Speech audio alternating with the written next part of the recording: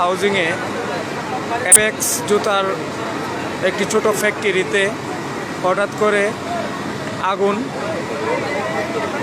আগুন নিয়ন্ত্রণে কাজ করছে ফায়ার সার্ভিসের একটি ইউনিট।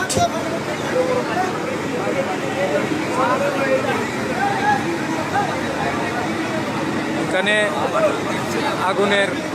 এখান থেকে পুরোটাতেই আগুন ছিল।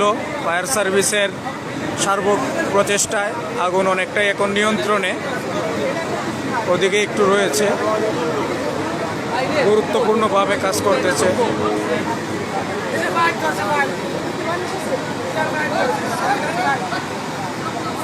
আল্লাহু আকবার, আল্লাহু আকবার। আল্লাহ আমাদের সবাইকে রক্ষা করুক,